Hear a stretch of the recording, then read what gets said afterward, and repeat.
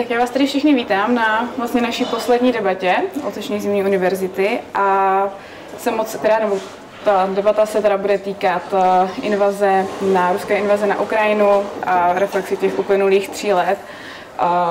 V podstatě reflexe i v Česku a na Slovensku. A jsem moc ráda, že to můžu přivítat naše 2 hosty.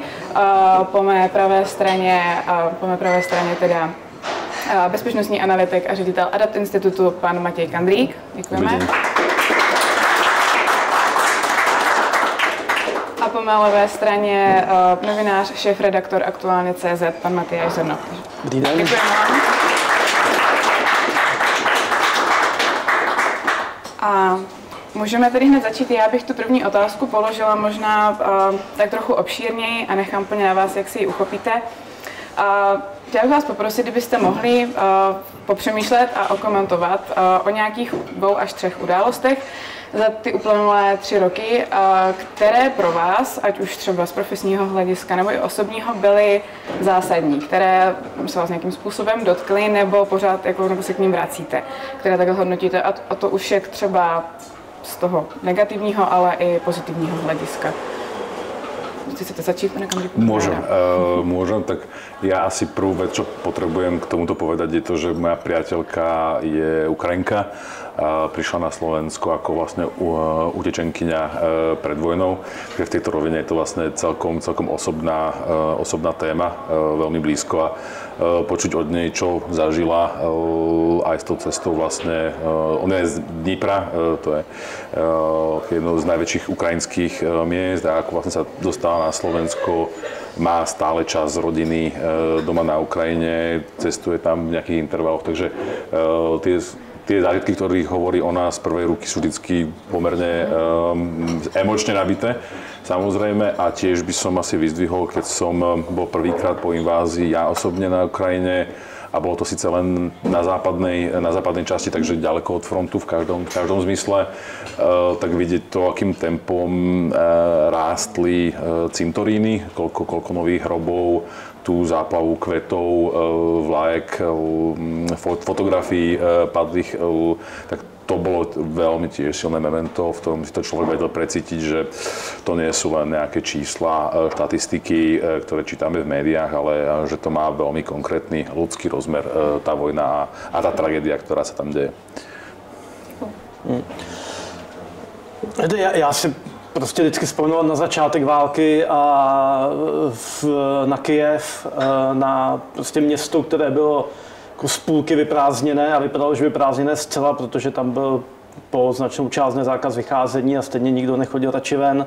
A bylo to takový, jako kdybyste byl v městě, kterým projde cholera, kde jako nikoho nevidíte na ulici, kde jsou obrovský věžáky, bulváry, které byly dřív plný aut, a dostat se z jednoho konce města na druhý trvalo třeba 3 hodiny, a teď bylo úplně prázdný všechno.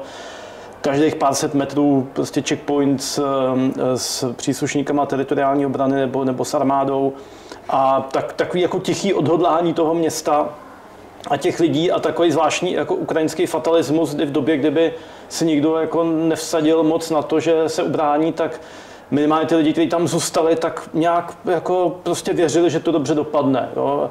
A to jsem vlastně vnímal v průběhu doby, že třeba vždycky, když se tady řeší nějaký velký problém, Američani zastavili pomoc a Kongres blokuje a Trump neposílá. A když je člověk na Ukrajině, tak tam to jako nezbuzuje zdaleka tolik jako rozhořčení a nervů jako tady, protože ty lidi nějak jako fatalisticky věří, že prostě mají pravdu a že to dopadne dobře a že tu válku vyhrajou. Teď už samozřejmě míň věří, že ji vyloženě vyhrajou v tom smyslu, že osvobodí celé území Ukrajiny, ale vlastně docela dlouho opravdu věřili a vždycky říkali, že jako nečekají na mír a čekají na vítězství.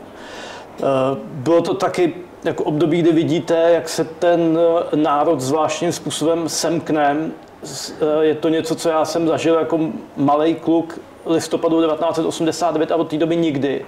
Takový pocit jako absolutní jako kolektivní spřízněnosti, kdy vlastně s každým se cítíte, že jste jako na blízko, jako kdyby celý národ byla jedna rodina. Jo. To samozřejmě netrvá nikdy dlouho, ale ten zvláštní pocit opravdu semknutosti a jako kdyby ten národ dostal takovou jako dávku adrenalinu a všichni prostě byli na jedné lodi. taky se tam jako krásně ukázalo, že spousta jako konceptů, který jsme tady jako v postmoderní Evropě už zahrabali někam jako hluboko, jako je vlastenectví nebo nacionalismus, chcete-li, takže je vlastně strašně silný, že to v těch lidech je a že to je to, co ty lidi vlastně vede k tomu, že jsou ochotní riskovat život někde na frontě. Jo. Není to demokracie, jo. To je pro spoustu lidí důležitý, ale to primární, kvůli čemu lidi tam bojovali, je vlast a národ. Jo. Což zní strašně jako kdyby to říkal František Palacký, nebo v dnešní době tady to bylo něco vyhrazeného lidem typu Okamura a podobně, ale tam vám to říkali, když vám 19letý voják den před útokem říká, že prostě bojuje za vlast a národ a pak tu noc padne, tak víte, že to jako není fráze, že to není nějaký extremismus, ale že to je něco, co mají ty lidi v sobě. A co prostě, když přijde do tuhýho, tak si popravdě řečeno myslím, že by se ukázalo, že funguje ve většině států Evropy, že jako pořád žijeme v době nacionalismu. No a taky to bylo něco, co mi ukázalo, jak jako odstřižený od reality žili evropský a světový politický špičky. Jo, vzpomeňme na, jak se jmenovala Federica Mogherini. Pamatujete si někdo ještě Federiku Mogherini? Vysoká představitelka OSN pro zahraničně bezpečnostní politiku, italská komunistka jinak, která, když Putin okupoval Krym v roce 2014, tak říkala, že pro boha snad nebude válka, to není možný. A proč? Because we are the happy Erasmus generation. Takže prostě proto, že si něco nedovedeme představit, protože to bylo v tom té zlé minulosti, teď žijeme v jednotné Evropě a jezdíme na Erasmus, tak přece nebude válka. Hillary Clinton, že ta tehdy řekla, no, tohle není možný, to je návrat do velmocenské politiky 19. století, to přece dneska není možný. Jo. Tak Putin ukázal, že to je možný a že to možná ještě víc než kdy dřív. Jo. Ukázalo se, že prostě reál politika funguje, že zloduši jsou a nezmizí jenom díky tomu, že my budeme hodní a že takové ošklivé věci jako zbraně třeba, vzpomeňme si, že ještě pár let před válkou tady umělci v Čechách protestovali proti tomu, že česká zbrojovka sponzorovala Mezinárodní filmový festival v Karlových Varech. A každý z těch umělců teďka přispívá na raketomety, tanky a věci a drony a tak dále na Ukrajinu. Takže jsme se trošku probrali, uvědomili si, že věci jako zbraně, zbrojní průmysl a podobně jsou potřeba. No. Takže to byly pro mě takový jako možná klíčový momenty. Honzíko, já bych tady možná navázala i na to, že jste mluvil o té semknutosti. Když jsem se chtěla zeptat, za ty 3 roky viděli jsme na začátku, když došlo k té invazi, velký takový boom sounáležitosti, pomoci, ať už finanční, materiální, ze strany obyčejných lidí, států Evropské unie. Jak se to vyvíjelo za ty 3 roky? Protože víme, že to není konstantní. I to, jak třeba média o té válce informují, jakým způsobem k ní přistupují, má to určitý takový vývoj, tak kdybyste ho mohl okomentovat, případně kde jsme teď. A ještě bych se tady chtěla zeptat, jakým způsobem tohle třeba ovlivňují současné směřování vládních stran. Jaký na to má vliv? No tak jako na úrovni státu ta pomoc vlastně je stabilní a zvětšuje se a dokonce Evropa pochopila, že třeba musí jako otevřít zbrojovky zase a tak dále. Takže tam vlastně jakoby není problém a i když ta pomoc vždycky mohla být větší a vždycky mohla být dřív, jo, všichni známe ty debaty jako tanky, že jo, proboha, přece tam pošleme tanky, to je eskalační, jo, tak se pošlou o rok později, než by se měli, stíhačky, nepošleme stíhačky, nakonec se pošlou, ale zase pošlou o 2 roky, než by se měli, jo, a tak dále, ale přece jenom to je. A popravdě řečeno na organizaci jako Evropská unie to vlastně jako funguje ještě jako líp, než jsem čekal a flexibilnější, než jsem čekal. Co se týká pomoci veřejnosti, no tak celá pochopitelně ta prostě na začátku byla větší, ten šok z toho vedl lidi k tomu, že opravdu otevřeli peněženky. Teď už je to záležitost, já bych řekl, nějakých třeba 20% obyvatel a já to vím dobře, že jak jezdím na Ukrajinu, tak vždycky dělám nějaký sbírky potom za ty jednotce, s kterou tam jsem, když tam jdu znova, abych jim něco přivez a tak dále. A já vlastně vidím, že dává to furt stejná skupina lidí. Jo, že se tady jako je nějaká skupina, pro kterou je to důležitý a ta bude pořád pomáhat, ale už to není ta široká, jako skoro celonárodní solidarita, jako byla na začátku války, kdy prostě i se jmenoval Kobza z SPD, jako jezdil minibusem pro ukrajinský uprchlíky na hranici a tak dále. Jo, kdy opravdu s výjimkou několika procent jako naprosto antisystémových šílenců tady podporovali Ukrajinu všichni. Jo, těch pár týdnů dokonce i konspiračních webech nevěděli úplně přesně, jako, jak se k tomu postavit. No tak samozřejmě to už jako je pryč, lidi jsou unavení, přebijou to jiný problémy. Spousta lidí toho začala mít tak nějak jako dost. To je důležité si uvědomit, že ne každý, kdo jako nepodporuje nadšeně Ukrajinu, je zároveň jako proruský nějaký dezolát. Jo. Prostě spousta lidí se tím unaví. Je to přirozený. My to vidíme i jako média z hlediska zájmu. Jo. Tak já jsem na začátku války ještě do loňského roku dělal na CNN Prima News a prostě začátek jsme jeli prostě 12 hodin denně Ukrajina. Všichni ostatní taky a pak to začalo padat. Jo. A prostě teďka už jako je trošku problém vůbec jako toho diváka nějak, jako musí to dělat člověk obzvlášť zajímavě, aby ho vytáhnul, pokud se nebavíme o těch nějakých 20%, pro který je to důležitý. Tak, jak je to na Slovensku? No, na Slovensku, začiatok by som povedal, že bol veľmi podobný. Ten element, že to ľudí zomklo, bol veľké množstvo individuálnych ľudí, ale aj organizácií z občianskeho sektora, ktoré aktívne chodili na tú našu východnú hranicu s Ukrajinou a pomáhali s tou prvou reakciou zvládnuť tú veľkú vlnu, na ktorú štát ako taký pripravený nebol. A nebyť na dobrovoľníkoch a organizáciách tohto typu, tak by tá situácia bola ďaleko horšia. Nakoniec sa to nejakým spôsobom, chvála Bohu, zvládlo, ale tá túžba pomôcť, že ľudia vlastne prijímali aj vo svojich domoch, v bytoch ukrajinských utečencov, to fungovalo. Od začiatku, ale avšak bola, myslím, že na Slovensku trocha iný pohľad na vojenskú pomoc. Tá bola od začiatku, keď sa človek ide spätne cez nejaké prieskumy verejnej mienky, tak sme mali vždycky o niečo nižšiu podporu vojenskej pomoci voči ostatným štátom.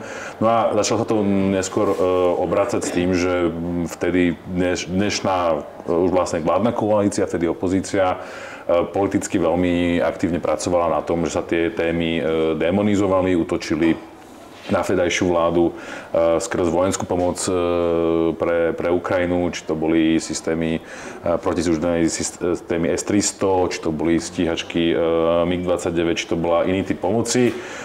Vtedajšia vláda v rámci slovenských možností a kapacít pomáhala pomerne výrazne.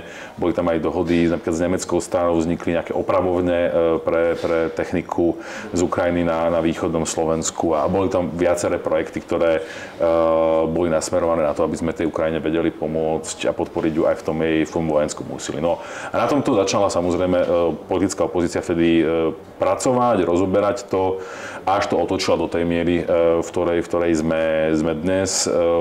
Videli sme to reflektované aj pri nedávnych prezidentských voľbách, kde ten záverečný duel bol vlastne vyostrený na tom, kde jeden kandidát bol vykreslovaný ako kandidát vojny, ten kandidát, ktorý pošle našich chlapcov na Ukrajinu a ten druhý zase kandidát mieru. Veľmi myslím, že zrkadlilo to situáciu, alebo ako vyzerala debata pred prezidentskými voľbami aj tu v Českej republike. Odvtedy sa nám tie čísla zhoršujú. Myslím, že stále máme relatívne dobré čísla, hoci v nejakom európskom priemere nie je až také dobré, ale pre tú humanitárnu pomoc sú stále celkom fajn, ale pre tú vojenskú proste nie. Tam väčšina mojich spoluobčanov si hold myslí, že vojenská pomoc nie je tá forma, do ktorej by sme sa mali angažovať. A spravidla to prichádza s tým argumentom, nie vojne, zbrane podporujú vojnu a myslím, že to netreba v tejto komunite rozoberať. Počuli ste to všetci určite miliónkrát. A išlo to tak ďaleko, že sa vlastne koalícia, alebo dnešná vláda sa snaží aktívne kriminalizovať predchádzajúceho ministra obrany a ďalší ľudí. Sú tam nejaké trestné oznámenia, sú tam nejaké audity prebiehajúce na tú vojenskú pomoc. Snažia sa v tom nájsť nejaké netransparentnosti, nejaké nezhody v tom, čo bolo účtovne dané, čo bolo v skladoch.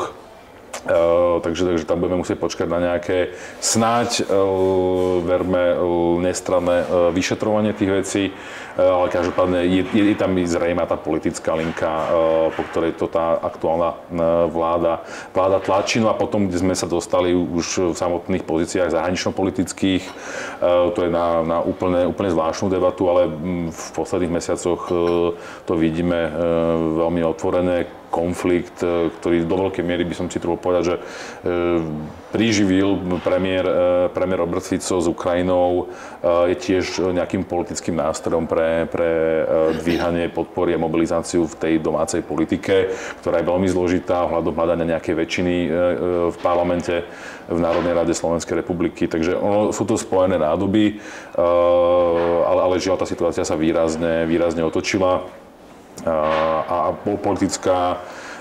Tá téma bola rozhodne politizovaná a je stále politizovaná veľmi výrazne. Ale si můžu zeptat, komerčně ze slovenských zbrojovek na Ukrajinu prostě sa munice stále... Vo veľkom, dokonca, myslím, že práve minulý týždeň vyšiel jeden článok, ktorý toto mapoval, tie vývozy sú dokonca rekordné. Za Fica sa dodáva nejvíc munice. Áno, máme už tak ten bonus, že vlastne ani náboj na Ukrajinu, ak za ňo nezaplatia. Čo ale troška podľa mňa ide aj na vrúb toho, že keď sme túto rôzne formy pomoci Ukrajine diskutovali, tak sme to väčšinou balíčkovali ako tú pomoc. A do toho spadali aj granty, aj pôžičky, aj rôzne tie schémy na povedzme výmenu techniky, že jedna krajina niečo poslala na Ukrajinu a dostala za to inú krajinu povedzme od Nemecka, my sme tak dostali aj Česká republika nejaké tanky.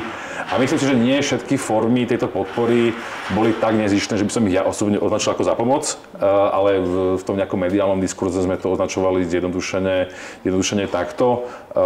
A aj pri tomto predaji vlastne aj teraz sa to ukáže, že vlastne pomáhame Ukrajine, lebo jej predávame muníciu. No neviem, či vy keď idete ráno do obchodu, idete si kúpiť povedzme chleba, či to považujete za pomoc tomu obchodu, ale takto sme to už nejako uchopili. Ale áno, platí komerčné vzťahy a vývoz je veľký. A nedávno bola vlastne podpísaná aj celkom zaujímavá spolupráca, memorandum s Poľskom. Mali sme na Slovensku poľského ministra, potom náš minister obrany bol v Varšave. Podpísalo sa veľké memorandum o spoločnej produkcii munícií, kde vlastne Poľsko veľmi zaujímajú naše výrobné kapacity, ktoré sú v Slovensku, preto aby boli čo najskôr schopní doplniť sklady a vytvoriť si strategickú zásobu, ktorú považujú za potrebnú a nutnú. Hoci zahranično-politicky by sme asi ťažko našli, by sme mohli byť ďalej než Poliaci, ale je tam pragmatizmus a po tejto obrannej stránke Poliaci nemajú problém ísť do dílov aj s tou dnešnou slovenskou vládou. Děkuji. Já bych tady navázala na bezpečnostní politiku těch jednotlivých států, protože ve chvíli, kdy invaze začala před 3 lety naplno, tak se začalo právě debatovat. Většina států nevydává 2%, už je to potřeba a vlastně 2% jsou možná jako málo. Hodně se to tak uplok na to, ale třeba Slovensko je, dejme tomu, na jiné takové škále je jinde než Česká republika.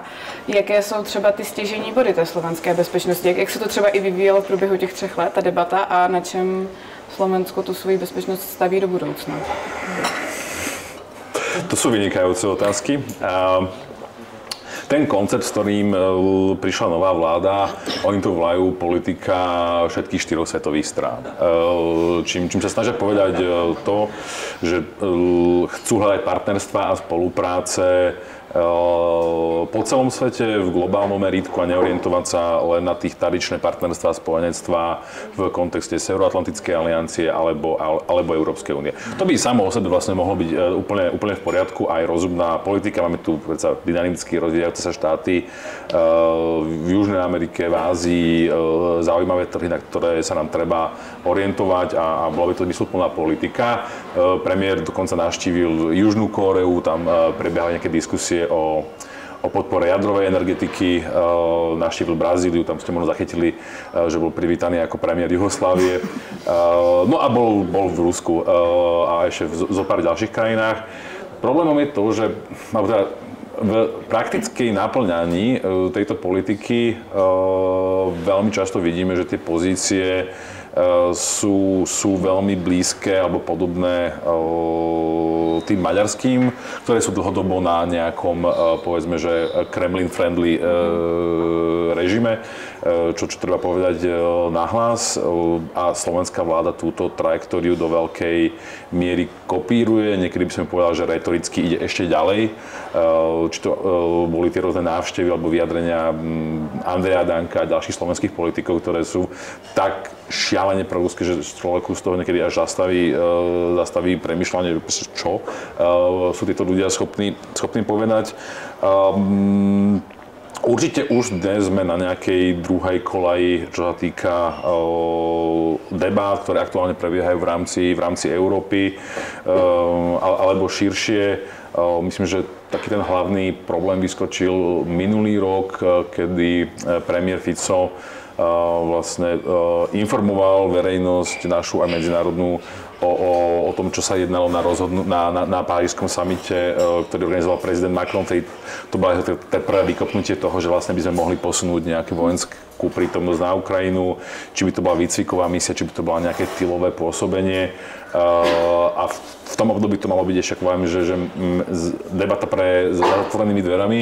No a premiér Fico vlastne otvorene slovenským médiám povedal, že to bola bojová porada, ktorá hrozí rozputaním svetovej vojny, čo samozrejme silne poškodilo nejakú imidž a dôveryhodnosť. A odvtedy ideme viac menej v tom kurze, hoci dalo by sa opanovať, že ak príde na tie kľúčové hlasovania na úrovni EÚ, tak hoci sú najprv veľké reči, tak väčšinou nakoniec, prakticky vždycky premiér nakoniec podporil balíčky, či to bolo predĺžovanie sankcií, či to bolo predĺženie zmrazenie ruských aktív v európskych bankách. Takže tam určite troška taká značná medzera medzi tým, čo deklaratívne premiér hovorí a ako nakoniec koná, ale je to dosť líšiace sa od prípadu k prípadu. Mě ještě teď napadá, že vlastně jedním z těch znaků je i ruská propaganda, kybernetické útoky a různé dezinformace. Jak si třeba stojí Česko a Slovensko v téhle oblasti, jak jsme vůči téhle formě boje odolní? No tak zatím nám to do sebe nic nevyply, takže nějak odolní jsme, máme na to instituce, máme tu NÚKIB, máme tu jako armádní specialisty, takže jako kyberneticky si myslím, že jako snad je to v dobrých rukou. Jako dezinformace, no tak to je taková jako složitá věc, že jo, tak jako co je to přesně dezinformace, je každá dezinformace opravdu jako od někaď, jde to z Ruska, nebo jsou to jako domácí užiteční idioti, kteří prostě jenom mají názory, s kterými nesouhlasíme, které jsou třeba šílené, ale to jako nemusí vždycky nutně znamenat, že jsou v nějakém jako žoldu Ruska, nebo že to Rusko přímo organizuje, nebo dokonce platí. Všimněme si, že jako tvrdých důkazů o tom, že Rusko platí nebo organizuje nějaké dezinformační kampaně, jsme jako mnoho neviděli. Jo. To neznamená, že tady v informačním prostoru není spousta jako šíleností, které jsou v zájmu Ruska, ale jako blbci byli, jsou a budou a nemusí jako na to mít nutně rezidenta FSB, který je řídí. Jo. A když se podíváte na řadu těch šéfů takových těch tvrdě dezinformačních médií, no, těch majitelů, tak to jsou jako dost jako dezolátní osobnosti i z hlediska jako ne názorů, ale svého životního stylu a zadlužení, exekucí a tak dále. Jo. To jako nevypadá úplně na nějakou jako precizní operaci. A naopak se ten boj s dezinformacemi může jako vymknout z rukou, protože vždycky se ptejme, jako kdo bude hlídat hlídače. Že? Na Slovensku tomu kdysi byl ten, jak se tomu říkalo, test Ficem. Že? Udělejte nějaký zákon a pak si představte nebo opatření, jak to bude, až bude u moci Fico. Že? Tak si představte ten jako boj proti dezinformacím, když se toho chopí jako nějaká jiná vláda. Jo? Takže já bych tomu byl velice opatrný. Průzkumy veřejného mínění prostě od 90. let ukazují, že skupinka jako lidí, kteří vidí Rusko jako vzor, přítele a podobně, je v podstatě pořád stejná a stejně minimální. Stejná je to asi 4%, jo. Stejně taková skupinka nějakých 10% jako prostě principiálně antisystémových lidí, kteří budou vždycky proti všemu, takže teďka jsou proti Ukrajině, protože je to jako moderní, ale stejně předtím tvrdili, že neexistuje covid, jo. Budou tvrdit, že jsme nepřistali na měsíci, země placatá a tak tak dále. Jo. To je jako ta skupina nemá, jako jenom si najde vždycky nějaký aktuální téma, ve kterém bude proti, jo. Jsou prostě principiální kontrariáni. Jo, takže jako já tu nevidím žádný důkaz toho, že by ruská propaganda nějak jako efektivně ovlivňovala veřejné mínění v České republice a spíš by byl jako opatrně některé jako hysterické bojovníky proti dezinformacím, kteří jako už by nabourávali svobodu slova. Jo. Ale samozřejmě té situace v České republice, chápu, že třeba na Slovensku to může vypadat jako trošku jinak. No, ak oficiálna komunikácia čelných ústavných činiteľov pripomína to, čo počujeme z Kremla, tak je tam presne tá diskusia o tom, že čo sú dezinformácie, odkiaľ prúdia, veľmi zložité. To, čo na Slovensku bol pokus vybudovať nejaký širší systém inštitúcií, pravidiel, v rámci štátnej správy na rôznych ministerstvách vznikali odbory a útvary pre strategickú komunikáciu, pre riešenie hybridných hrozieb medzi rokmi 2020-2023. Tak z toho neostalo prakticky nič už dnes. Bolo to rozprášené, reorganizované. Pracovníci, ktorí tam boli buď prepustení, alebo odišli dobrovoľne pod istým tlakom a popoťahovaním, čo už ak nič iné, tak odkazuje na to, že vlastne tá vláda v tejto rovine si dobrovoľne rozobrala istý nástroj, ktorý vznikol. Môžeme sa debatovať, že či je to teda lepšie alebo horšie, než by to proaktívne zneužívali, ale fakt je tak, že túto že jednu časť bezpečnostného systému, ktorý mal zlepšovať schopnosť krajiny na to reagovať, rozpoznať takéto situácie a zvyšovať jej odolnosť, jednoducho proaktívne dekonštruovali. To, že nám pôsobia priamo ruské informačné služby, to vieme. Bolo tu jedno také už neslavno známe video, kde práve vtedy v tej dobe nezamestnaný, ak sa nemýlim, Dušan Garbár bol zachytený na videu s zástupcom ruského ataše, ktorý od neho prebral nejakých 500 eur v úvodzovkách na benzín a vlastne máme tam nahraný dialog, keď on hovorí, že vlastne bude od neho chcieť, aby zbieral kontakty, bavil sa s ľuďmi, vytváral de facto nejakú vplyvovú sieť. V rámci tej kauzy tam bolo odhadlený ešte jeden, myslím, že to bol plukovník vo výslužbe z Univerzity obrany v Litovskom Mikuláši a ešte jedna osoba. Nakoniec, čo vieme, tak dostali relatívne smiešné podmienečné tresty s nejakou pokutou a v zásade, hoci to bolo akože veľké halo, keď sa tá informácie priniesli do verejného priestoru, keď boli medializované, tak následkov bolo relatívne málo a koľko podobných aktivít beží, sa môžeme dnes už len domýšľať. Dnes riaditeľom Slovenskej informačnej služby je Tibor Gašpar mladší, ktorého otec, myslím, že stále je vyšetrovaný pre organizovanie kriminálnej skupiny v rámci polície. On bol predtým policajný prezident a bol jedným z tých poslancov, ktorí navštívili Rusko a opakovane sa stretol s ruským veľvyslancom na Slovensku. Takže tá naša situácia je určite menej pozitívna, ak to poviem eufemisticky. A späť niekam, kde to môže byť pomerne nebezpečné, lebo vidíme, že tá prítomnosť a ten vplyv je tam systematicky prítomný na viacerých úrovniach v jednotlivých stranách, či je to SNS, či je to Smer SD, v ich politických vyjadreniach, ale aj v aktívnych krokoch, keď sa bežia tam stretnutia, z ktorých málo vieme. Len na samotná návšteva premiéra Fica v Moskve je doteraz záhadou, lebo my nevieme, ako tam testoval, nešiel tam mladým špeciálom, úrad vlády to okomentoval ako jeho súkromnú cestu, nevieme na koho náklady, že viete si to predstaviť, že premiér navštíví proste inú krajinu, stretne sa s jej čelným predstaviteľom a odbavia to tým, že to bola súkromná cesta. No proste veľmi pochybné situácie, ktoré by mali vyvolávať veľa otáznikov. A politická opozícia, tá dnešná s tým, myslím si, že sa aj snaží aktívne pracovať, na to poukazovať, ale myslím, že nerezonuje to až tak veľmi, ako by možno malo, lebo teda už tá spoločnosť je aj tak natoľko rozsegmentovaná do táborov, že ako povedal kolega, ono to zaujíma nejakú skupinu ľudí a ten zvyšok proste vôbec. Že aj tí ľudia, ktorí chodia dnes a každý piatok na námestia s protestami My sme Európa, tak vidíme, že to dosiahlo nejakú veľkosť. Áno, sú to relatívne veľké čísla, ale sú to tí istí ľudia, ktorí chodia aj na protesty, povedzme, skrz zmeny v kultúre alebo rôzne iné témy a nedarí sa z tej jednej skupiny, z toho segmentu nejak prekročiť ďalej, ako sme to videli napríklad pri veľkých protestoch za slušné Slovensko z roku 2018, pri povražde Jana Kuciaka a jeho snúbenice, kde ten protest bol ozaj že celou spoločenskou vecou. Boli tam mladí, boli tam starí ľudia, boli tam ľudia z rôznych sociálnych vrstiev.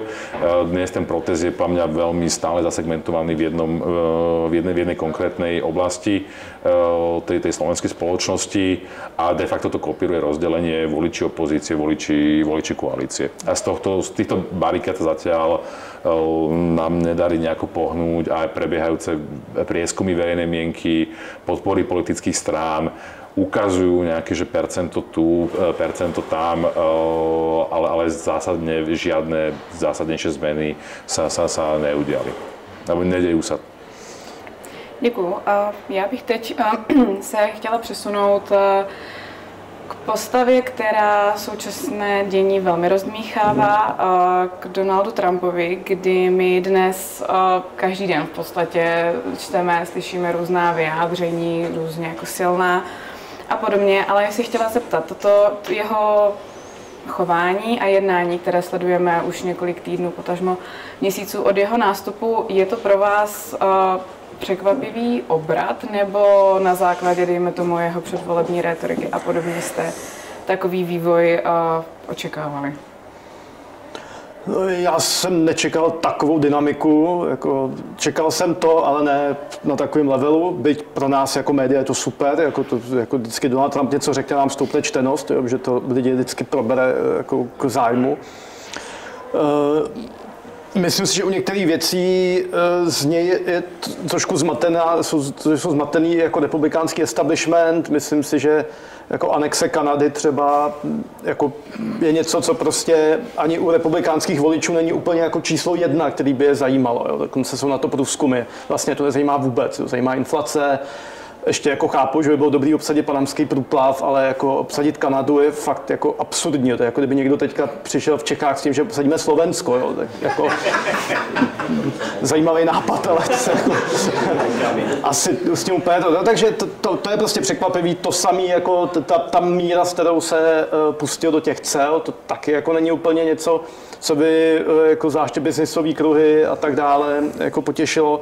A co se týká jako toho vztahu k Evropě a k Ukrajině, tak dobře, v podstatě on to dával jasně najevo. Prostě donutím je, aby uzavřeli příměří, potažmo mír a bylo z toho jasný, že tam nepůjde o spravedlivý mír, že tam bude o to, aby to prostě bylo nějak, aby se přestalo zabíjet, aby on mohl říct, že on je tím do toho domluvil. Popravdě řečeno, takhle to skončilo většinou, když Američani si vynutili konec války v Bosně, taky to jako nebylo úplně spravedlivý mír. No, tak prostě to rozdělíme tu zem, ale zároveň ji necháme tak trošku dohromady a prostě je to 50-50 a když chtěli Bosňáci táhnout na Baně Luku na podzim 95, tak je zastavili a řekli, ne, to už by nám trošku jako do toho házelo vidle, prostě končíme. Jo. Takže to vlastně, ale jako ta míra těch útoků na Zelenskýho, míra útoku na Ukrajinu, jako ty šílený vyjádření o tom, že vlastně Ukrajina může za válku a tak dále. To samozřejmě jako překvapilo, to jsem jako úplně nečekal. Bezesporu to jako překvapilo Ukrajince a Zelenského, který si myslel, že to nějak spraví svou osobní ofenzívou šarmu v Bílém domě a dopadlo to teda tak, jak to dopadlo. A myslím si, že málo kdo v Evropě čekal jako taky takovou míru jako odtažení od Evropy. Já jsem dělal rozhovor se Sašou Vondrou, který byl na CPECu, že na té velké republikánské konzervativní konferenci, ptal jsem se tak, co tam jako myslí o Evropě, protože o Evropě se tady baví jenom jako o fackovacím panáku. Jo. To je prostě směšná, jako dekadentní oblast, která je všem jako pro smích. Jo. Prostě pro tu novou generaci republikánů my už jako tam není žádný emocionální vztah, jo, který do značné míry plynul pořád ještě z druhé světové války a ze studené války. Jo. Prostě tam ještě minimálně do George Bushe mladšího, to byli lidé, kteří byli formováni tímhle s tím. Jo. Začalo to už jako odplouvat u Obamy a teď je to prostě, u Bidena se to trošku vrátilo, starý pán, který byl formovaný touhle zkušeností, ale u Trumpa to prostě není a u těch lidí okolo něj, J.D. Vance, Elon Musk a celá tady ta jako technoparta, tak to je pro ně jako úplně jako absolutně nulová emocionální vazba, což je důležitý, v té politice to potřebujete taky. Jo. Pro ně prostě jestli jako Indie nebo Francie, jo, to je jako fuk. Jo. Prostě důležitý je, jaký je ten díl, jako z čeho máme nějaký užitek nebo nemáme. Jo. Takže tahle jako míra odtažení se od Evropy mě překvapila. Zatím převážně jako verbálního, byť si vždycky počkejme si na ty činy, protože u slov prostě Donalda Trumpa to bychom museli rovnou se jít věšet. Uvidíme, jako, co z toho bude, ale faktem je, že on je jako brutální, ale přece jenom, a výrazně brutálnější než jeho předchůdce, ale přece jenom on reflektuje nějakou jako celkovou změnu, nějaký shift v americké společnosti, před kterým prostě nebudeme moc zavírat oči a už nikdy to nebude, jako to bylo dřív, už nikdy to nebude podle mě ta vazba, na jakou jsme byli zvyklí, ta automatická vazba. Byť se to může zase někdy vrátit, jo, tak Amerika se po období izolacionalismu 30. let zase vrátila do Evropy, že vypukla druhá světová válka, jo, tak jako nechci úplně říkat, že by mělo vypuknout něco takového, ale může dojít zase k nějaký změně, která ty Američany zpátky do Evropy přivede, ale v tuhle chvíli je vidět, že je jako moc nezajímáme. Ja potvrdzujem tie slová, že razantnosť, s ktorou sa do toho nová americká administratíva oprela, tá je prekvapivá. To, aký človek sleduje, čo sa vlastne deje v domácej politike v USA, nechoďme teraz hneď do zahraničnej, tak to tempo vydávania tých jednotlivých executive order je absolútne že šialené. Človeku pípa niekoľko notifikácií denne o tom, ako sa k tomu postavili federálne súdy, potom, že sa vlastne administratíva odvolala, že sa toho deje strašne veľa na viacerých frontách a dokopy to funguje ako že veľký disruptor. A myslím si, že je to do istej miery cielená vec, že oni chcú skutočne zatriasť tým systémom, výrazne ho zoštíhliť, vypustiť z neho nejaké ideologické segmenty, s ktorými nesúhlasia. A otázka je, či sa im to podarí, lebo to, že niečím zatrasieme, zresetujeme to, ešte neznamená, že sa nám to podarí nejako zmysluplne poskladať následne potom. A ak im to nepodarí, tak to bude veľký problém pre celý svet, by som si trúfol povedať, nie len pre Spojené štáty. Dnes sme ale v tom momente, kedy sa vlastne tie staré štruktúry rozpadávajú, sú jednoducho aktívne rozkladané. A musíme toto nejakou rozbojenou periódou preplávať a dúfať, že vlastne na konci dňa budú schopní z toho republikánia a tá nová administratíva niečo konštruktívne dať dokopy. Pre nás v Európe, myslím, že teraz sme v takom zvláštnom momente, že na jednu stranu sa snažíme ten vzťah so Spojenými štátmi udržať aspoň nejaký a nechceme asi, že aj to rozumná, myslím, že politika, komunikujú to Briti, aj Francúzi, Poliaci to obočí, si myslím, že veľmi opatrní v nejakých vyjadreniach, že najostrejšie nejaké akože vyjadrenia zazneli od asi budúceho kancelára Merca, že vlastne nechceme s tými Spojenými štátmi spáliť most, nechceme buchnúť dvermi a ísť si teraz úplne po svojom, ale súčasne už teraz ideme sa stavať na vlastné nohy a minimálne na začiatku v tej obrane budovať nejakú autonómiu a schopnosť Európy stáť na vlastných nohách a tieto dve veci potrebujeme robiť súbežne. Vlastne, že držať si tých Američanov, ako to pôjde blízko a byť s nimi on board, ale súčasne sa snažiť sa čo najviac emancipovať. Kde si myslím, že tieto dve veci môžu na seba naraziť, bude práve otázka Ukrajiny, kde tie základné pozície, z ktorých Spojené štáty k tomu pristupujú a kde nastala tá zmena, že vlastne pod prezidentom Bidenom Spojené štáty boli lídrom tej veľkej medzinárodnej proukrajinskej koalície. Pod Donaldom Trumpom tá pozícia je skôr nejakého arbitra, ktorý sa snaží, facilitátora tých mierových rozhovorov, ktorý sa snaží dosiahnuť iný cieľ, ako mala predtým. Čestný makléř. Také niečo. A tento obrad nás zaskočil a myslím, že sme na neho zatiaľ ešte nesformovali celkom rozumnú odpoveď. A myslím si, že v niektorých momentoch na neho ani nebude úplne celkom dobre nájsť odpoveď, lebo jednoducho záujmy Európy voči Ukrajine sú inde, než sú záujmy Spojených štátov.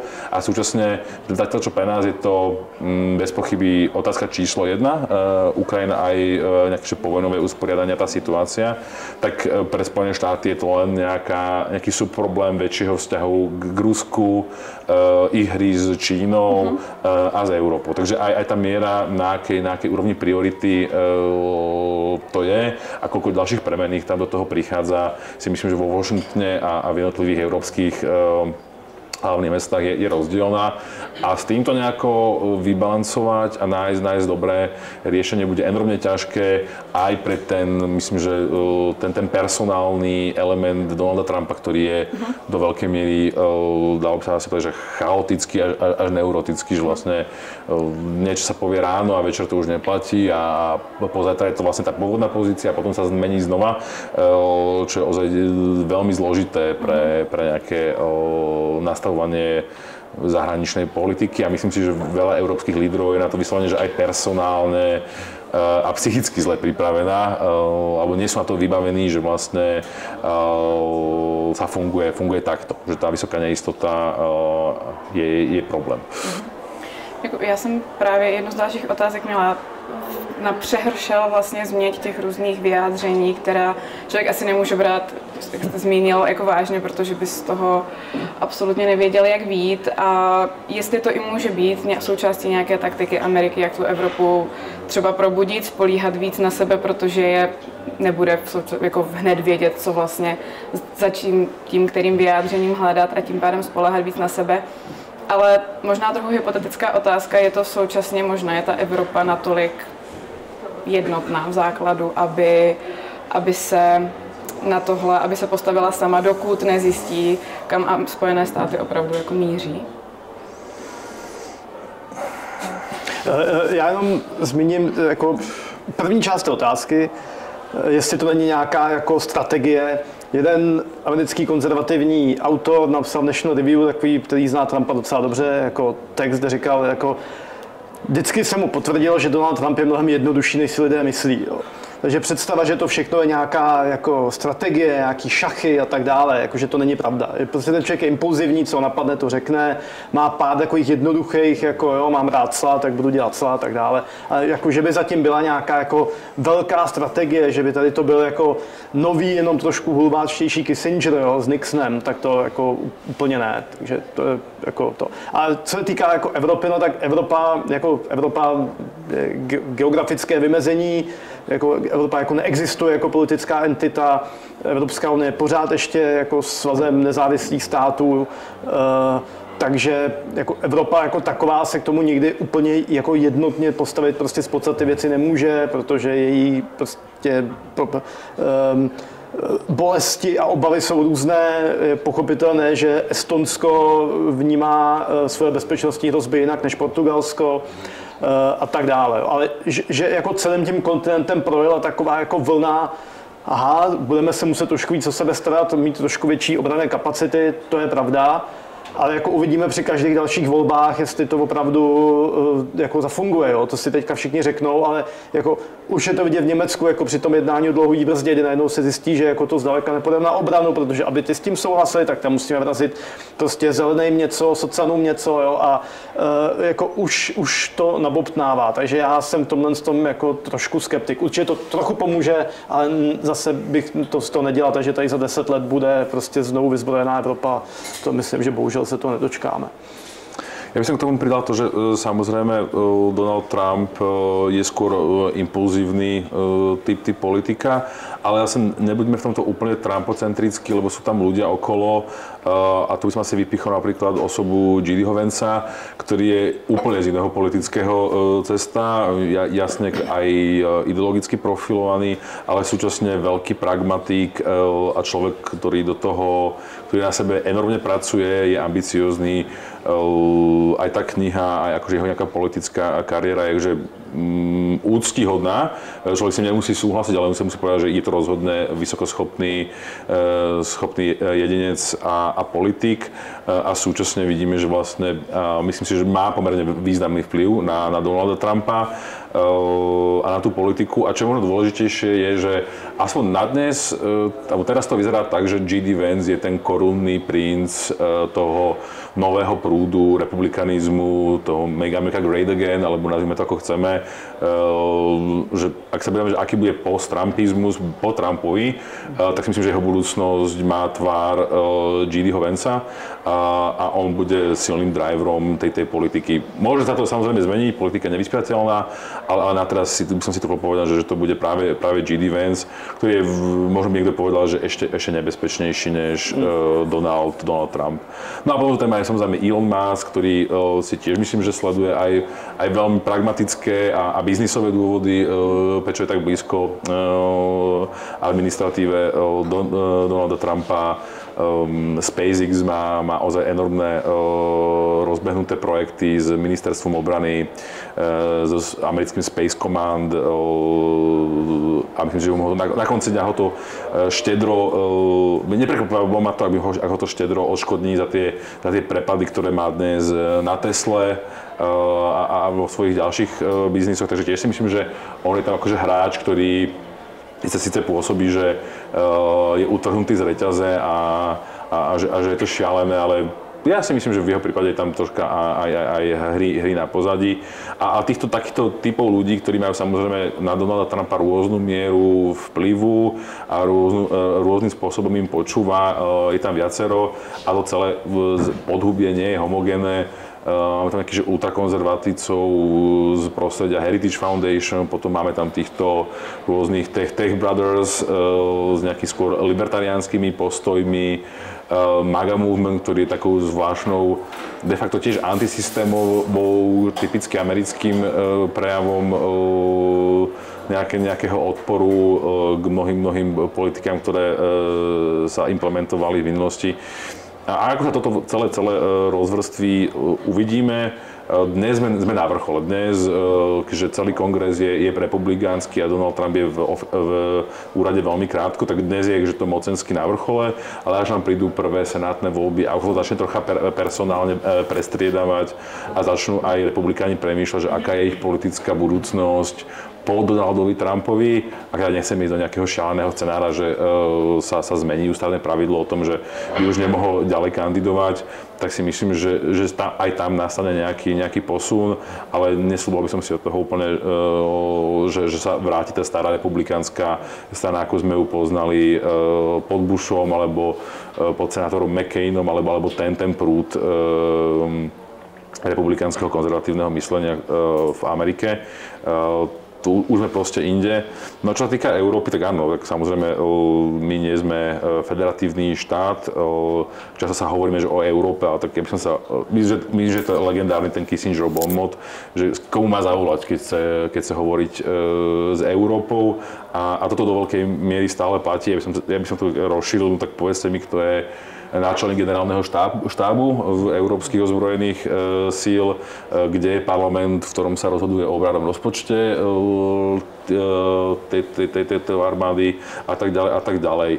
V rámci možností, ale tak je tá linka Veľká Británia, Francúzsko, Nemecko, ako povieme, nazvime ich prvou ligou, potom nejaká prvá a poltá liga, Taliansko a Poľsko. No a ak táto veľká peťka bude ochotná a schopná svoje politiky nejakým spôsobom koordinovať, tak ten zvyšok už proste sa zaradí do radu, alebo ak aj nie, tak nebudú takí dôležití, aby jednoducho boli schopní prevážiť ten hlavný ťah týchto krajín. No ale už len tým, že to vlastne každá svojská krajina, tak majú nejakú vnútornú domácu dynamiku, čakajú ich tam voľby, všetky tieto krajiny prechádzali sa nejakou, možno výnimkou Talianska a Poľska, nejakou väčšou nestabilitou, veď koľko sme mali premiérov vo Veľkej Británii za posledné 3 roky, predčasné voľby v Nemecku, situácia vo Francúzsku, a to samozrejme rozhodne neuľahčuje lídrom týchto krajín nejaké väčšie angažmá a schopnosť plniť to, čo slúbia v zahraničnej politike, pretože bojujú súčasne aj s tou domácou politikou. A to by som asi vždycky zvýraznil, že obzvlášť pre demokratické krajiny vždy bude platiť, že zahraničná politika je nejakou predĺženou funkciou tej politiky domácej. A keď si myslíme, že zahraničná politika sa deje ako nejaká odosobnená, racionálna, kabinetná záležitosť, tak to rozhodne nie je pravda. A tie vodítka z domácej politiky tam vždy majú svoju výraznú váhu a určujúci charakter. Děkuji. Já bych možná teď přešla klidně k dotazům z publika, aby i první skupina, která, jestli můžu prosit o mikrofon. Máme 4 hodinky. Jo, tak ať se stihne. Za 4 hodinky, prosím, první skupina, která by tak o tom nějak měla vědět, budeme. Tak jestli budu, jo.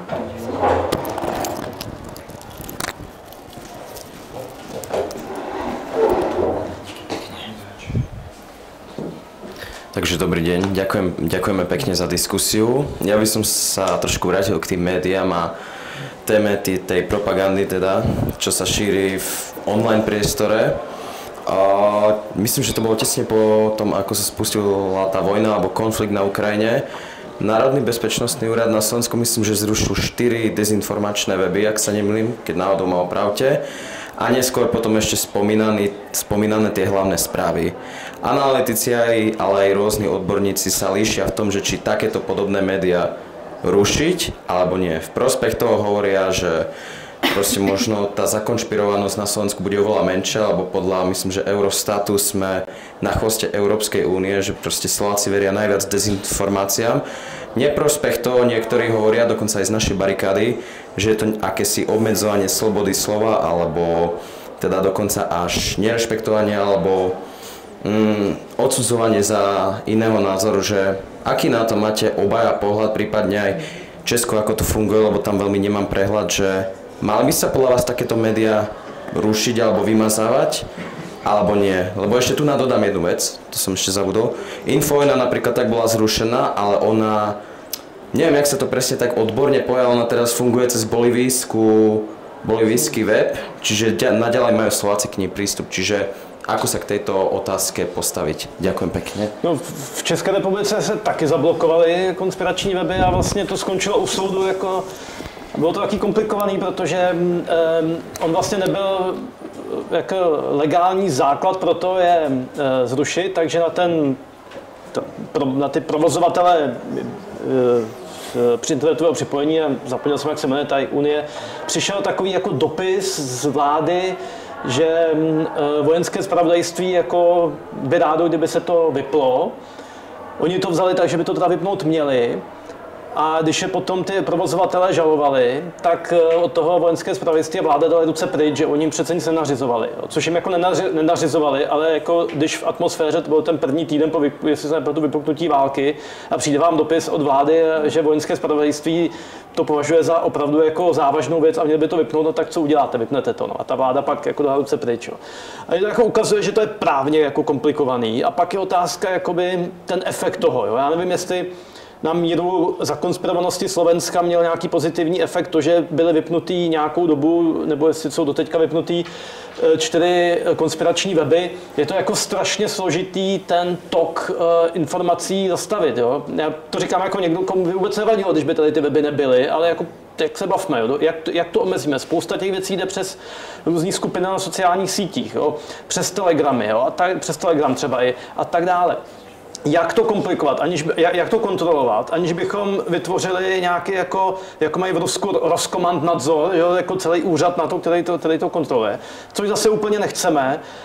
plus jak zase zajistit to, aby to jako nevyužil někdo, jako, jo, pak prostě Fico to využije a řekne, no tady se šíří dezinformace proti vládě, takže musíme tady zrušit ten web nebo něco podobného. Jo. Takže já jako je to složitý, samozřejmě, pojďme se vždycky ty situace vzít do nějaký krajní, to tak chápu, že v okamžiku, kdy třeba se země ocitne ve válečném stavu, tak samozřejmě jako i demokratické státy zavádějí cenzuru a tak dále a omezí přístup jako k nějakým svobodám a tak dále. Tak tam je to jakoby jasný. Jo.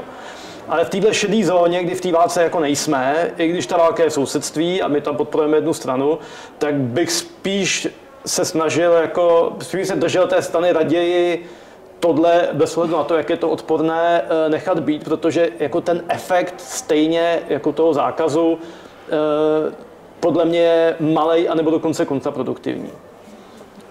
Na Slovensku tá situácia bola trocha iná.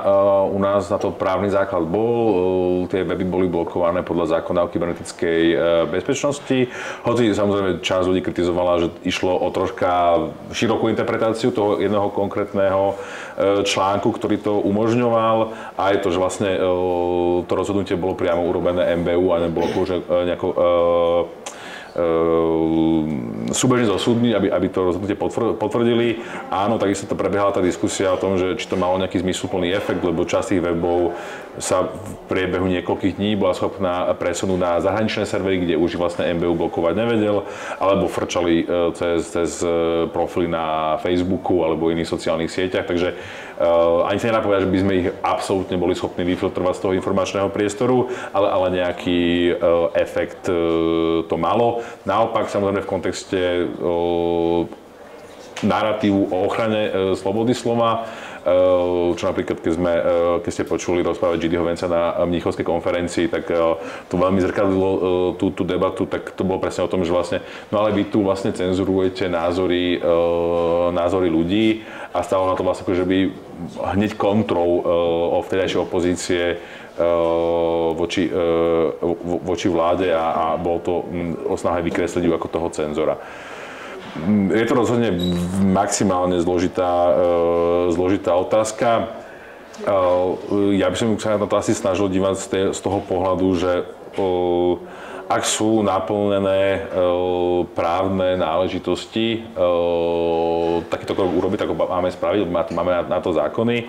Nemalo by to byť o politickom rozhodovaní alebo nejakých náznakoch, že vytvoríme na niekoho tlak, nejakú intenciu, aby niečo spravil, ale súčasne je to vlastne obchádzanie nejakého mechanizmu, alebo riešenie toho, že nám ten mechanizmus absentuje.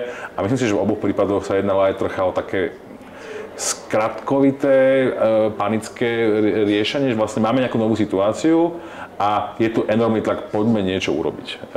Že poďme niečo spraviť, urobíme nejaký verejný krok, ktorým deklarujeme, že vlastne aspoň niečo robíme. A že v tomto akože nejakom trende je veľa politických rozhodnutí, ktoré sme videli od vypuknutia vojny na Ukrajine, aj ktoré vlastne vidíme teraz. Opýtate sa sami seba, prečo sa bavíme o nejakom Rearm Europe 3 roky po invázii, odkedy prišiel Donald Trump a vlastne zatriasol všetkým, prečo neriešime Rearm Europe od povedzme od invázie, to nie je do úvahy, že sme mohli reagovať po roku 2014, ale už sme kde sme. A to, že vlastne, že tu je nejaký pud urobiť niečo, hoci nemám úplne plán, nemám premyslené, čo by sa malo robiť, je značný problém. A to, že stále, že nás len dobiehame situácie a reagujeme na to vonkajšie prostredie, nás opakovane dobieha. Aj v rámci kontexte toho Donalda Trumpa, určite si spomeniete na mnohé články a pokrývanie. Európska komisia to tak nejako komunikovala, že pracujeme na tom Trump-proofingu, že vlastne ideme pripraviť Úniu, ideme pripraviť na to, že keď príde Donald Trump a bude to zle, tak máme nejaké opatrenia vymyslené. No ja mám pocit, že sa asi nič moc nevymyslelo, lebo teda zatiaľ sme nič také nevideli a mali na to minimálne rok. A zložil by som ho povedať, no tak ste si mohli zvážiť, že čo s tým variantom, že Donald Trump vyhrá tie voľby, pracovať oveľa skôr. Ale myslím, že táto proste prístup k politike, že dúfame, že to dobre dopadne a nič moc iné nechystáme a potom zrazu s krížkom po funuse chaoticky lepíme nejakú reakciu. Proste nie je spôsob, akým by sa mala politicky tvoriť realita a akým by mali fungovať štáty. No ale žiaľ, zdá sa, že to tak do veľkej miery je a snad sa už naučíme, že treba proste plánovať dopredu, treba premýšľať v rôznych alternatívach, scenároch. Vlády konec koncov na to majú odborné kapacity do nejakej miery, aby to boli schopné robiť a ísť proste v nejakej linke troška širšieho premýšľania, než len, že zajtra a pozajtra a popozajtra a to je môj celý politický horizont, v ktorom som schopný fungovať a premýšľať.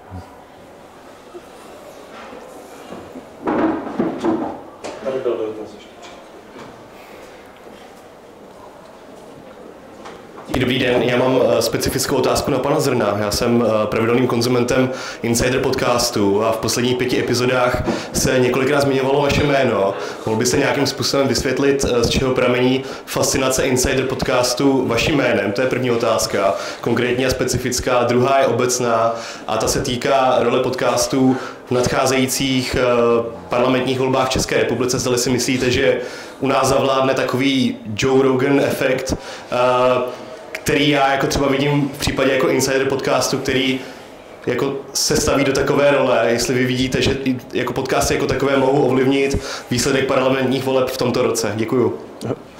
Tak na první část otázky se přiznám, že nevím, to se musím zeptat Tomáše s Michalem, jako netuším, v zásadě mě to těší. A co se týká těch podcastů, ty vado, to je jako zajímavá otázka. No. Já si laicky myslím, že ne, že jako nemáme ještě u nás jako takovou jako silnou strukturu, jako je v Americe. Jako to není jen Joe Rogan, těch je víc, jo, ale furt bych řekl, že tady víc lidí konzumuje jako tradiční média a ty podcasty a hlavně jakoby politický nebo společenský podcasty jako nemají tak velký dosah, jako má třeba právě Joe Rogan, jo. Že to Insider taky není jako masová záležitost, jo. To je prostě pro fanšmekry. Jo. Takže myslím, že já nevím, Keci a politika jako má samozřejmě větší dosah, ale taky si myslím, že to není jako síla, která by to. Samozřejmě pak tu jsou jako úplně jako jiný levely podcastů, jako podcast Agáty Hanichový, prostě ten jako samozřejmě sleduje jako mnohonásobně víc lidí než všechny politické podcasty dohromady, že jo, takže jako tady je cesta, jo, takže pokud jako Agáta Hanichová nebo já nevím, tady takový 2 kamarády z Moravy, kteří dělají podcast, že tam sedějí a dávají si otázky, jak kdo prohraje, jak musí vypít silovici a na to se kouká třeba 300 000 lidí, že jo, já můžu někde vykládat nějaký moudra a podívá se na to pár tisíc lidí a jsem rád, ale tady jako kluci, co se ožedou před kamerou, prostě mě jako zválcujou 100násobně, jo. Takže jako to by se musela zaktivizovat jako tenhle jako tady ta podčást, jako podkategorie těch podcastů, o čem trošku pochybuju, takže nevím. Uvidíme jako nejlepší ukazatel, jako kdo má nejlepší marketéry, Andrej Babiš. Pokud se Andrej Babiš začne teďka podezřele často objevovat v podcastech, tak to bude znamení, že tím směrem směřujeme. Jo. Pokud ne, tak si myslím, že ještě tam nejsme a že to ještě bude chvíličku trvat. I když jako výhledově si myslím, že jako my kopírujeme ve všem samozřejmě, jako Amerika, že jo, pak západní Evropa, pak my, takže tam časem dojdeme. Dotaz?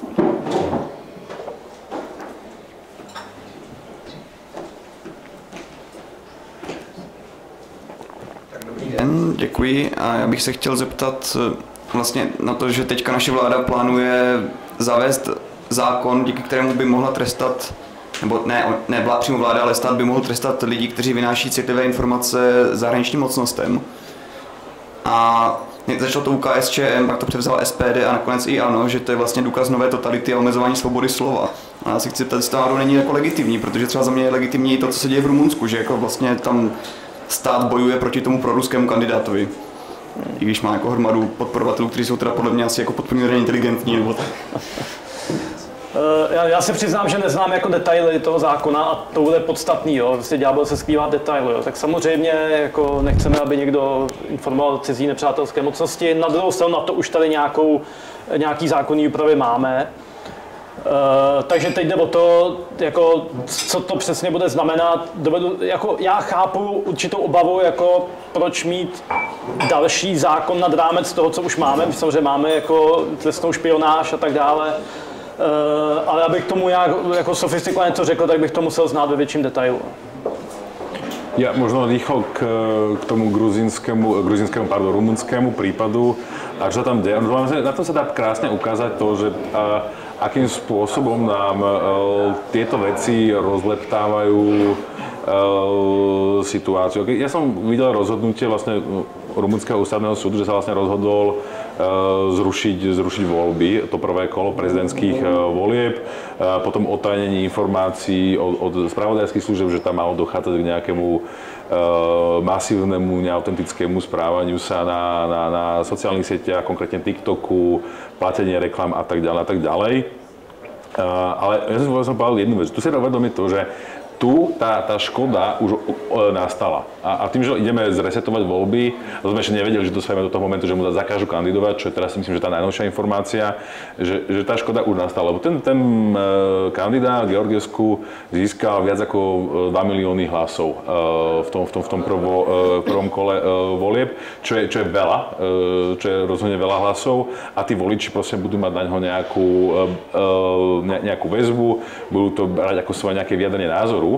A to, že im to zresetujeme a povieme, že no, ale ideme ešte raz, lebo tam boli nejaké pochybnosti, že enormne ukazuje, aký je ten volebný systém zraniteľný.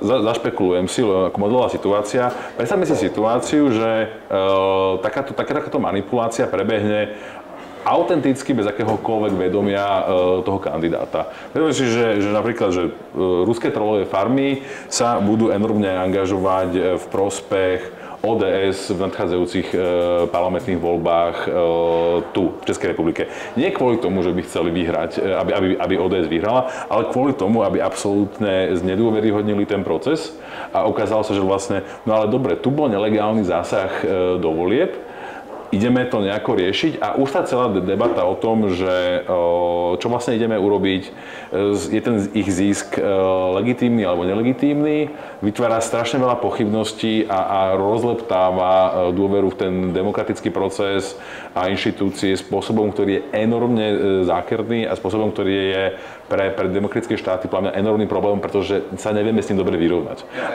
pardon, ale ten Kalin Georgescu, nebo jak se tam jmenuje, tak ten má v programu vyloženě anexi části Ukrajiny, což ODS rozhodně nemá. Rozumiem. Ja len chcem povedať, že v tomto prípade on je akože jasne proruský afiliovaný, budú tam tie vyjadrenia, ale že ak mi stačí to, aby som v nejakom štáte zrušil voľby, to, že budem intervenovať na niekoho strane, je veľmi nebezpečná akože správa alebo nejaká precedens na to, že vlastne, tak dobre, tak ja si nakúpim x trolí fariem a falošných diskutérov a nechám ich pracovať v prospech kohokoľvek, kdekoľvek, len kvôli tomu, aby som proste tie voľby rozstrelil a nechal tých ľudí sa potom hádať a padla tá krajina do nejakej ťahlej politickej paralýzy kvôli tomu, že nevedia urobiť, čo sa má diať ďalej. Čo je presne ten prípad Rumunska, alebo tam aj s ústavne nastaveným, že dobre, nemáme nového prezidenta, prechádzajú nejaké právomoci na predsedu parlamentu, potom úradujúci vlastne dovtedy úradujúci prezident sa vzdal funkcie, potom prišlo to veľké vyšetrovanie a ohlásenie toho, že Georgescu vlastne nebude môcť kandidovať v opakovanom kole volieb, lebo mu to volebná komisia neumožní. Čo hovorím je to, že ak to dneska vyzerá ako víťazstvo, že sme boli schopní vyradiť pravdepodobne skutočne na ruské spravodajské služby nejakým spôsobom napojeného kandidáta, sa môžeme škaredo mýliť v tom, že tá škoda pre demokratický proces a pre dôveryhodnosť tých procesov bude ďaleko horšia, než to, že sme tohto konkrétneho človeka vylúčili z volebného procesu a že podobné strany alebo kandidát s podobným profilom s prehľadom nevyhrá tie voľby o 4-5 rokov od dnes nám nikto nezaručí. A myslím, že podobný trend budeme vidieť aj v Európe. Som si takmer istý, že budeme vidieť ďalšie posilňovanie napríklad Marie Le Pen a jej strany AfD v Nemecku a podobných strán a hnutí v ďalších krajinách Európy, pretože jednak je tu to momentum a jednak preto, že vlastne ich dobre živí práve tá debata o spochybňovaní volieb a ich výsledkov, ktorá ale nevyhnutná práve preto, že tie protesty sú zraniteľné a Rusko na nich vie efektívne brnkať a možno, že tým prvým testom boli paradoxne práve 2016 americké voľby, kedy sa neuveriteľne dlho diskutovalo o tom, či náhodou teda Donald Trump tie prvé voľby nevyhral s nejakým informačným dopingom z ruskej strany alebo nie, čo sa nakoniec nepreukázalo a ostalo v tom, myslím, že veľmi veľa zlej krvi v americkej politike, lebo to bolo vnímané, že sa ho pokúsili odstaviť nejakým neústavným spôsobom cez túto linku manipulácie. A na to doplácí Ukrajina doteďka, na to doplácíme my, protože to v Donaldu Trumpovi tvrdilo, že vlastně on se opak spojil, že to Rusko jemu osobně nic neudělalo. A Rusko bylo použitý demokratama jako bič na něj, na zpochybnění jeho vítězství v prvních volbách v roce 2016. Jo. Takže on si to spojil samozřejmě a automaticky to jako znevěrohodnilo všechnu kritiku Ruska, jo. Protože on věděl, podívejte se, tak mě jste tady jako vláčili jste mě rokama jako Russiagate, jo, která se vůbec neprokázala. Jo. Takže to je jako strašně nebezpečný a vlastně se to ukazuje jako kontraproduktivní vzhledem tomu, co chceme udělat. Jo.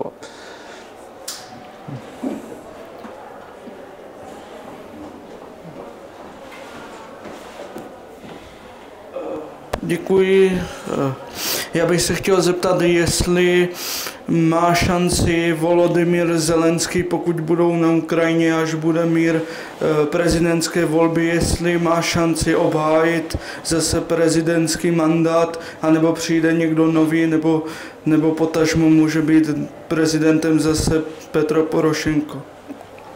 Tak Donald Trump dělá všechno pro to, aby Zelenského popularita rostla, takže tam mu teďka roste. Jako lidé se celá přirozeně semknou za svým lídrem, když vidí, jak se s ním zachází. Ale to neznamená, že se to zase nezmění. Samozřejmě Zelenského popularita průběžně klesala, i když pořád byla poměrně vysoká. Prostě může se stát strašně moc věcí a nevíme, kde ty volby budou. Faktem je, že minimálně jako v tomto tisíciletí na Ukrajině žádný prezident nebyl zvolen dvakrát. Jo. Prostě velký rozdíl proti Rusku třeba. Takže a myslím si, že kdyby třeba Valerij Zaluzhny se rozhodl kandidovat proti Zelenskému, zvlášť kdyby jaksi toho příliš nenamluvil během té debaty, že on to zase není takový genius, jak se z něj dělá, ale prostě má tu auru vojenského zachránce Ukrajiny, tak jako by pravdě si myslím a podle dosavadních průzkumů to vypadalo, že by Zelenského porazil. Jo. Myslím si, že Porošenko by ho neporazil, ale znova říkám, prostě záleží ještě na strašně moc věcech, které se můžou stát, než ty volby budou. Jo, tak si myslím, že poslední dva dotazy nejspíš. Dobrý den, já jsem se chtěl navázat na dřívější otázku a já mám docela dost známých z Ukrajiny a taky například i bývalých politiků. Co bývalí? Ještě jednou? Bývalých? Politiků na Ukrajině. A mě by právě zajímalo, pokud myslíte, že může stát nějaký vojenský převrat v Ukrajině po válce, protože já jsem si s kamarádem o tom mluvil a jakože říkali, že je to jedna z možností, že po ukončení války nebudou přímo demokratické volby, ale právě může být pokus o nový Majdan. Myslím si, že ne. Ne, že by snad jako nebyla určitá jako nálada a po každé válce máte nespokojený vojáky, který budou říkat, my jsme krváceli v zákopech, prostě žrali jsme hlínu, politici tady prostě v Kyjevě a zlatá mládež v Kyjevě si prostě žili jako by nic. Teď místo, aby se o nás postarali, tak tady kamarád, co nemá nohu, tak nemůže prostě dostat důchod invalidní, tamhle se nestarají o jinýho, tamhle vdovy nemají dost a v Kyjevě si přitom jezdí jako v vodácích a tak dále. To je po každé válce jako úplně všude. A čím víc je ta společnost jako nefunkční, funkční, čím méně rovnostářská a tak dále, tak tím víc. Jo. Logicky v Americe po druhé světové válce problém byl menší, ekonomický boom a tak dále, ale jinak jako války typu po válce v Bosně třeba a tak dále, prostě vždycky to tak je. A do toho samozřejmě bude taková ta jako radikálnější část armády, ty dobrovolnické jednotky, někdejší dobrovolnické jednotky, že? Tak si nacionalistický, tak pro ty ten mír bude určitě těžko zkousnutelný, protože ten mír určitě sebou přinese nějaký prostě těžký momenty, ústupky a tak dále. Takže to může být taková jako my opravdoví vlastenci, kteří jsme bojovali na frontě proti tady tomu jako skorumpovanému zrádcovskému režimu a tak dále. Ale tenhle z těch jednotek je hrozně malý procento. Jo. Samozřejmě oni jsou nejlepší, nejmotivovanější a tak dále, ale to je pár procent té armády. Krom toho Ukrajina, jakoby ten stát je vlastně jako překvapivě silný. Jo. Ten se ukázal, jako vlastně všechno tam od začátku fungovalo. Jo. Velice silný bezpečnostní složky, jako ne nadarmo. Ukrajina i teď, když trpí nedostatkem mužů na frontě, tak 500 000 chlapů je u policie a ministerstva vnitra. Jo. Prostě v každém místě jo, vidíte prostě 6 policajtů se samopalama, neprůstřelných vestách a tak dále. Jo. Velice silná zpravodajská služba vnitřní vnější, jo, takže jako SBU a tak dále.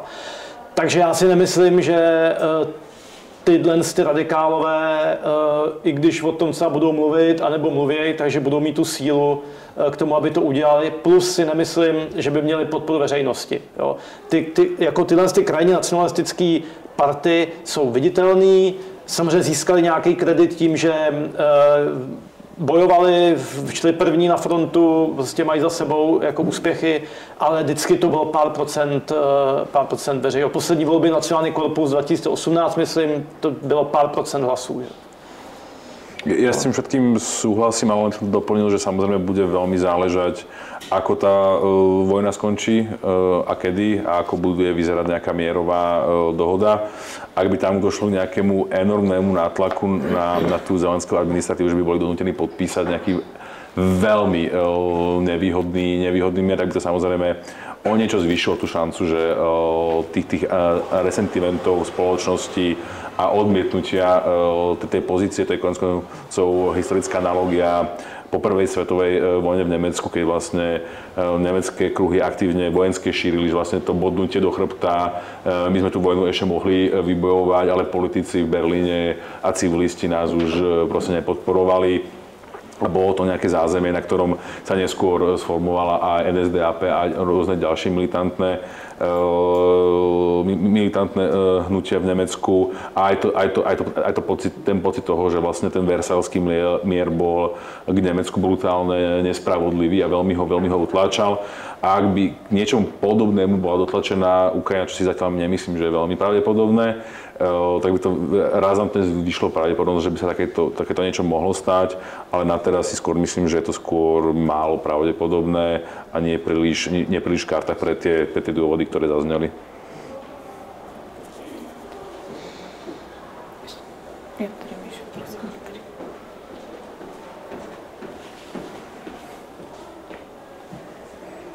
Dobrý den, já bych se chtěl vrátit ke kolegovi ohledně Rumunska. Jestli tam existuje v těch případech nějaké jako řešení, že v obou případech je poškozena ta legitimita toho demokratického zřízení, jestli je fakt lepší toho kandidáta, u kterého je podezření, že tam stále cizí moc v těch volbách vyšoupnout, anebo jestli ho nechat v těch volbách.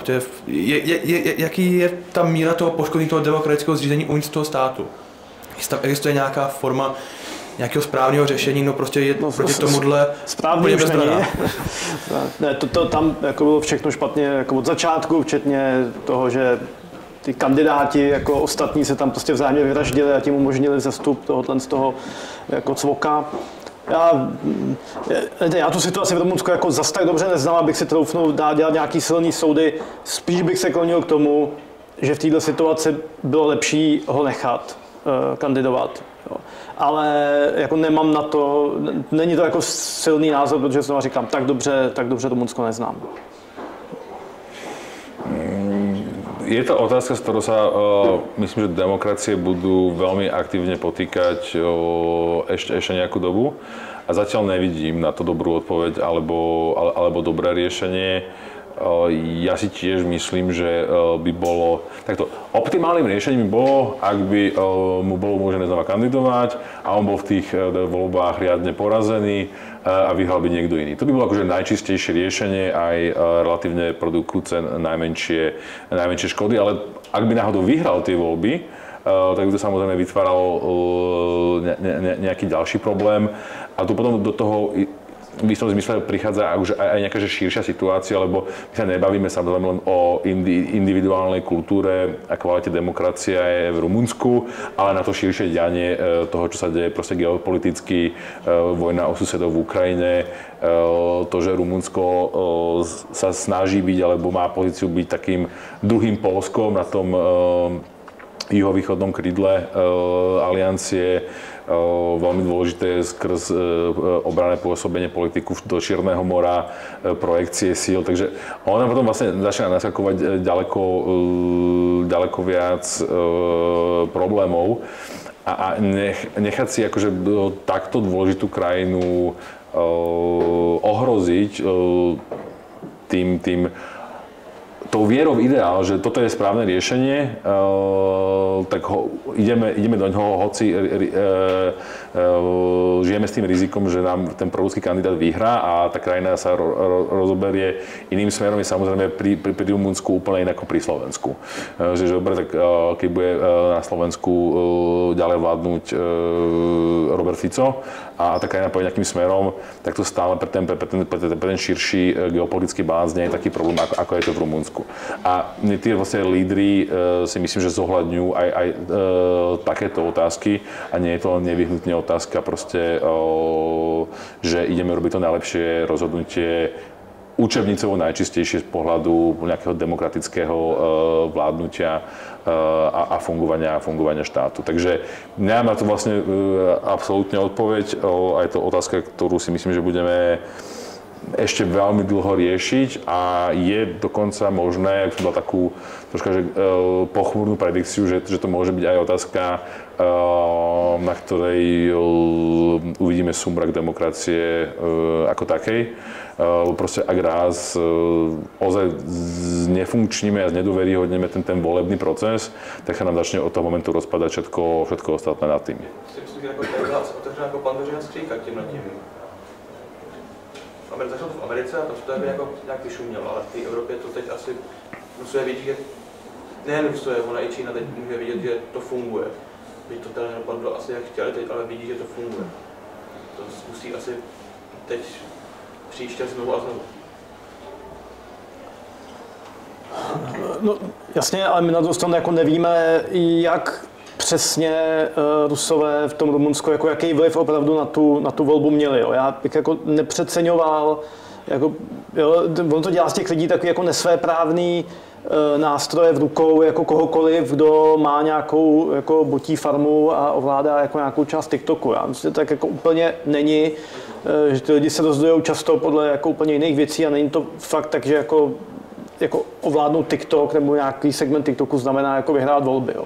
Já prostě bych na to byl opatrný, to v Rumunsku jako je spousta, jo, i to, že ten jako ústavní soud je do značné míry složený jako sociálních demokratů a tak dále. Jako, počkal bych si, až jako, rád bych si přečet jako, nebo zjistil, jaká ta úroveň ruského zásahu tam jako reálně byla. Nejsem si jistý, že Rusové jsou schopni jako takhle ovlivnit prostě volby. To se, jako se to tvrdilo o Brexitu, tvrdilo se to o 2016, o první volby Donalda Trumpa, nic z toho se nepotvrdilo. Mělo to vlastně jako většina věcí v životě i v politice mnohem přízemnější důvody, protože lidi volili tak nebo onak. Říká, tam je fakt jako ten problém narušení té legitimity toho. No to je průšvih, no. Tak ještě mám tak poslední dotaz. Prosím.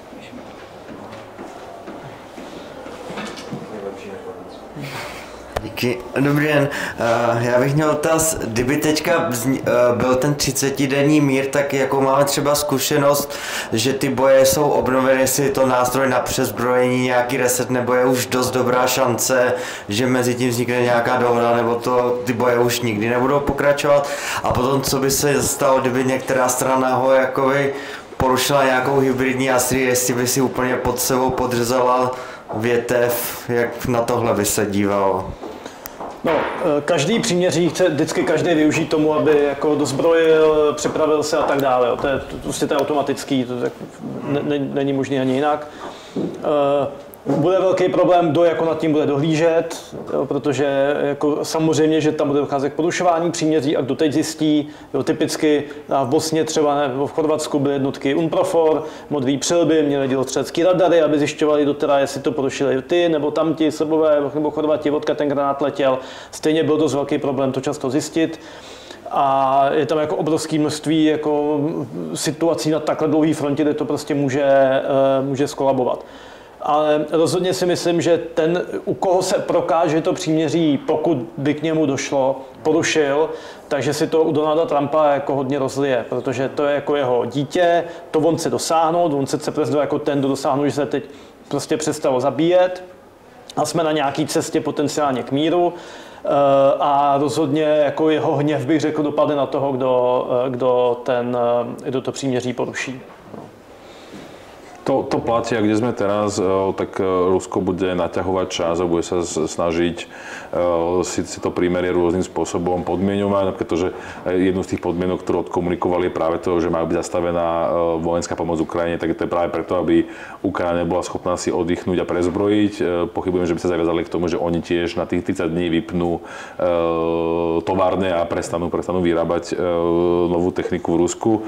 To by bolo naivné a to bude, myslím, že Vladimír Putin a tí jeho najbližší sa snaží akože veľmi opatrne našlapovať a vysá také signály, že vlastne však áno, my to podporujeme a chceme, ale sú tu nejaké veci, ktoré potrebujeme prebrať a týmto vlastne budú naťahovať čas a stále akože vyvíjať tlak na Ukrajinu. Vieme, že vlastne teraz prebieha v nejakej rovine, alebo snaží sa Ukrajina stiahnuť svoje jednotky z Kurskej oblasti. Tam im hrozí obklúčenie, že sa nebudú schopní odtiaľ dostať, čo by akože bola pomerne raná. Či majú dnes Rusi kapacitu pripraviť aj nejakú ofenzívu, obnoviť nejaké ďalšie ťahy, povedzme na tom Donbase, na Prokrovsk je otázne, lebo sú sami pomerne vyčerpaní, ale myslím si, že sa dnes budú snažiť ozaj hlavne naťahovať ten čas a vytvárať aj tými podmienkami priestor na rozbroje medzi jednotlivými hráčmi. Z otázkou toho tej pomoci Ukrajine. Predstavme si situáciu modelovo, že Donald Trump by s týmto súhlasil, že povie áno, dobre, zastavíme vojenskú pomoc Ukrajine, a čo my je Európa. Povieme tiež, že aha, dobre, akože sme on board s tým, že ideme do prímeria a prestaneme Ukrajine na tých 30 dní pomáhať a necháme Ukrajinu v tom a teda tým pádom má nejakú intenciu Ukrajina to podpísať za súhlasiť s takýmto prímerím.